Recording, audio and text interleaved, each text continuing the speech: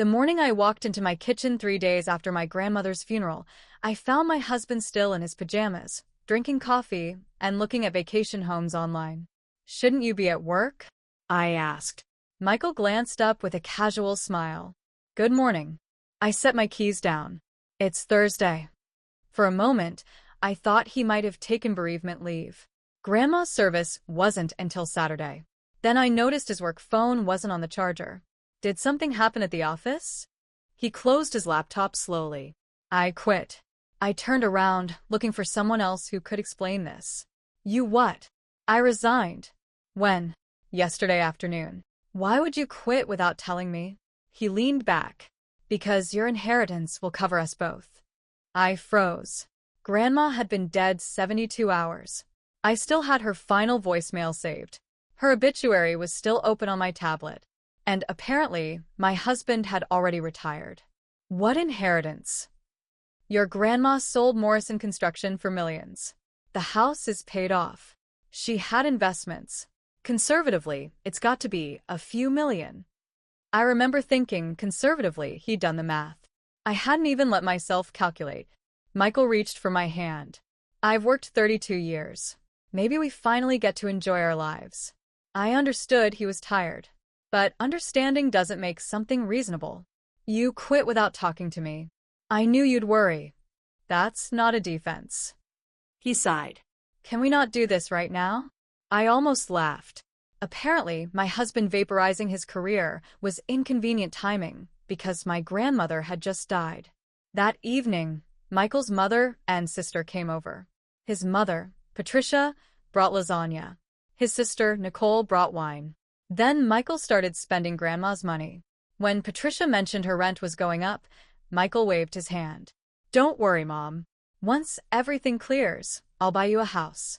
Patricia blinked. "You don't have to." Then, without missing a beat, she added, "Though there are some nice condos near the park." That was when I realized this conversation wasn't new. Nicole grinned. Michael turned to her.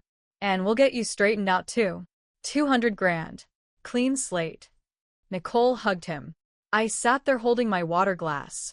Nobody had asked me anything. Not how I was doing. Not what Grandma's estate looked like.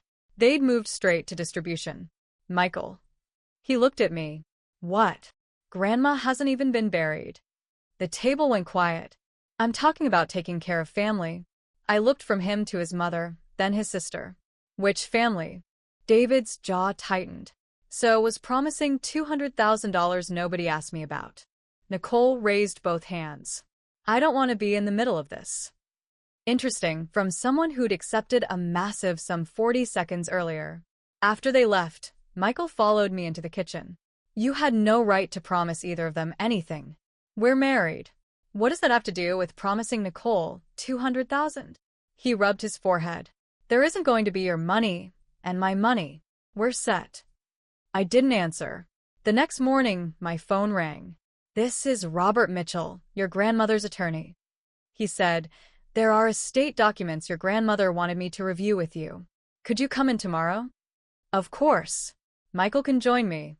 A pause. "Your grandmother specifically requested our first meeting be with you alone." I glanced through the doorway. Michael was on the couch with his laptop open. On the screen was a used boat listing.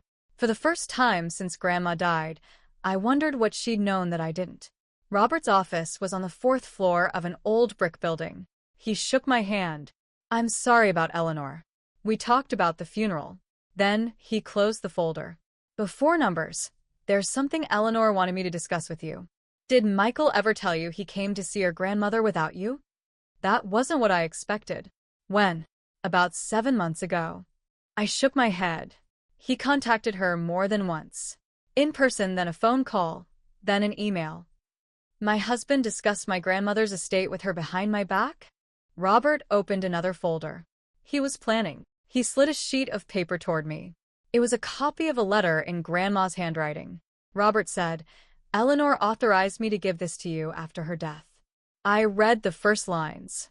Grandma wrote that Michael had stopped by one afternoon, talking about retirement. Then I reached one paragraph and stopped. Michael said, "Once Rachel inherits, I can finally stop working." And Michael laughed. "Come on, Eleanor. We're married. I read it twice. What bothered me was how perfectly it matched what Michael said in our kitchen. There isn't going to be your money, and my money. Apparently, that idea wasn't new. Robert opened the estate folder. Your grandmother did very well. The assets intended for you are valued at approximately $4 million, not including the house. I thought Michael wasn't far off. I hated that. Robert continued. Most of those assets are held in a trust your grandmother established. A trust for me? Yes. You're the beneficiary. The unusual part is that for 5 years, extraordinary distributions of principal require approval from an independent corporate trustee. Extraordinary meaning? A large gift to another person, putting hundreds of thousands into a relative's business. So Grandma put somebody between me and the money because of Michael. Robert took his time, partly because Eleanor was concerned about pressure. He pointed to the second page. Grandma wrote that she didn't know if Michael would ever pressure me. She said he'd been a good husband in many ways. Then came a line that sounded so much like my grandmother. I don't want to leave Rachel my opinion of her husband along with my money. Robert said quietly, she didn't want you spending her last months defending Michael to her. That hurt, because Grandma knew me. When I got home, Michael was in the kitchen. So, there's a trust. How much? I'm not discussing numbers today. Why? Because I buried my grandmother this morning. That stopped him. Then he asked, how long until the trust pays out? It doesn't work like that. I explained the basics. Michael paced across the kitchen. So, we need approval to use our own money. My inheritance. He exhaled. Rachel, I already quit. There it was. Not, I made a mistake. I already quit. That night, I went to bed early. Sometime after 1, I heard Michael in the den, speaking quietly on his phone. No, don't panic. The money exists. It's just tied up, Nicole. I'll figure it out. Then he said something I'll never forget. Rachel will come around. I stood halfway down the stairs in the dark. Normally, I would have walked in. Instead, I turned around and went back upstairs. The next morning, I asked Michael what else he'd promised. Besides the house for your mother and the money for Nicole, what else? He froze. What do you want to know? Everything. He said he'd been thinking about a lake place. He wanted to invest so we could live comfortably, help his mother, help Nicole. The problem was that Michael had built an entire future without once asking whether I wanted to live in it. When did you quit? Tuesday. No. When did you actually resign? He glanced toward the window. The morning after your mother died? Eleanor died Sunday night. I sent it Monday morning. We'd already discussed it. I caught that. We. My boss and me already discussed my leaving a few weeks ago. For a second, neither of us spoke. Grandma was still alive. You were already talking about retiring while my grandmother was still alive? He added, your grandma was 79. She was sick. We all knew what was coming. I stared at him. Then help me understand. He walked to the sink. I've worked 32 years. I'm tired. Do you? Because your grandmother got to sell her company and retire before 60. She had choices. When did my grandmother's estate become your retirement account? He grabbed his keys. I can't talk to you when you're like this. I didn't stop him. Over the next 2 days, I discovered how far his plans had gone. First came an email from a realtor thanking us for interest in a lake property. Michael had put down a $5,000 deposit. That evening, Patricia called and casually mentioned she told her landlord she wouldn't renew her lease. Then Nicole called. She wanted to know when things might clear. Why? I've been talking to a creditor. Michael said I shouldn't agree to a long repayment plan. I sat at my desk staring at the wall. People had started making decisions based on his promises. The next morning, I called Robert. Was that conversation with Grandma the only time Michael talked about the estate? Robert was quiet. No. I went back downtown. Robert opened a file. He slid pages toward me. The first page had a title, Morrison Family Financial Transition Plan. I almost laughed. Michael had apparently given my grandmother's death a corporate title. I turned the page. There were estimated returns, a lake property, housing for Patricia, a section for Nicole with $200,000 to $250,000, and retirement projections for Michael. Grandma's estate value appeared in 3 places. So, did my name. Rachel's expected inheritance. Rachel's assets. Rachel's projected income. I turned back. What's the date? Robert didn't answer. It was right there. 11 months before Grandma died. I sat back. 11 months. Not 3 days after. Michael had been designing this life while Grandma was still alive. Then something struck me. Robert, there's nothing here about what I wanted.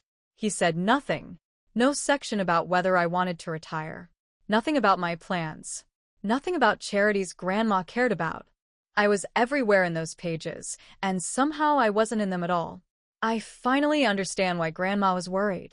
Before I left, I told Robert clearly, I don't want any inheritance transferred into our joint accounts. Nothing. I'm not requesting any distributions. That evening, Michael waited for me. Did you talk to the trustee? Yes. And I'm not requesting the money. His expression changed. Any of it. Not for your mother's house. Not for Nicole. Not for the lake place. For the first time since Grandma died, Michael didn't look irritated. He looked scared. Until that moment, he never believed I might say no. The next morning, he called his former boss. I'm asking if there's any way to reverse it. Long silence. When he hung up, he stayed at the table. What did he say? My position's already been offered to someone else. That was fast. Michael looked at me. They might have something else later. Probably less money.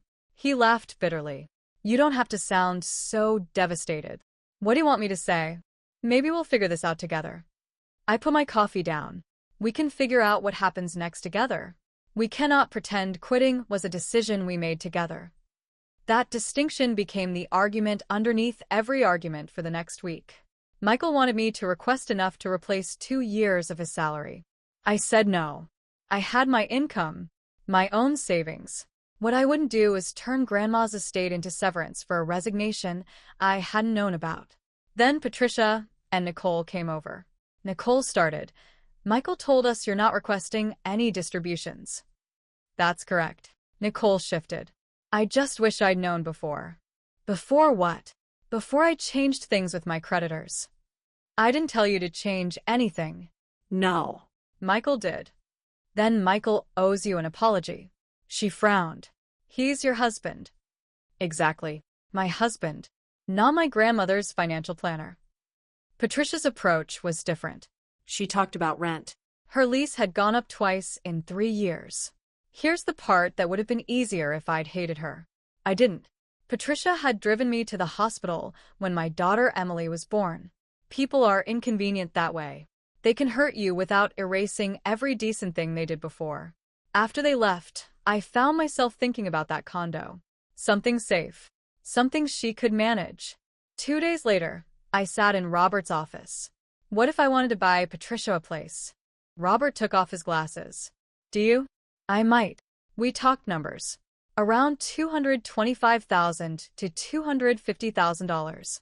Then he asked me one question. Is this what you want, Rachel? I don't know. Then don't submit anything today. So I didn't. Patricia came over the following afternoon. David said you talked to Robert.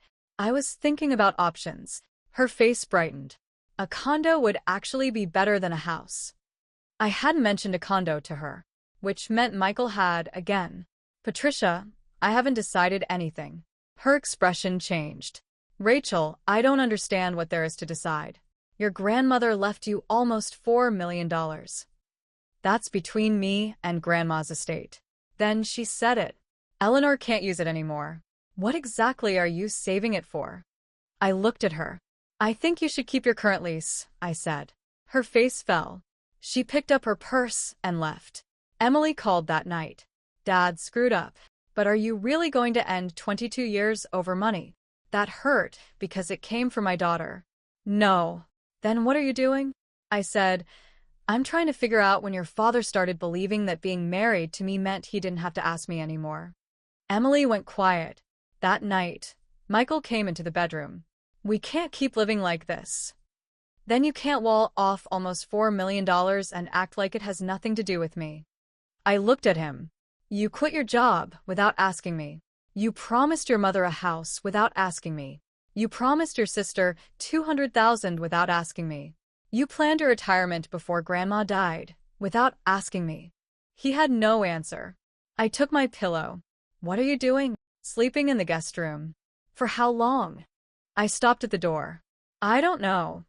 Michael moved into the guest room. For the next few weeks, our marriage became strangely polite. You can live with somebody for 22 years and become courteous strangers remarkably fast. But Michael started changing things. He canceled the lake property. He updated his resume. Most important, he stopped asking about the trust. One Saturday morning, I heard him talking to Nicole. I shouldn't have promised you that money. Then he said, I know, but it wasn't mine to promise. My hands went still. It was the first time I'd heard him say it. It wasn't mine. A few days later, he called his mother. Mom, don't give notice on your place. I heard Patricia's voice rising. I know what I said. No, Rachel didn't stop me. He looked at me. I said nothing. I promised you something that wasn't mine. When he hung up, neither of us spoke. Then I said, thank you. For what? For not making me the villain. He nodded. I did that enough already. The following Sunday, I asked him to sit with me at the kitchen table. I put Robert's folder between us. You sent this to Grandma. Michael leaned back. It was hypothetical. 11 months before she died. Yes. I opened it. Here's your retirement projection. Here's the lake property. Here's the money for your mother. And here's $200,000 to $250,000 for Nicole. Rachel, I was planning possibilities. For whose money?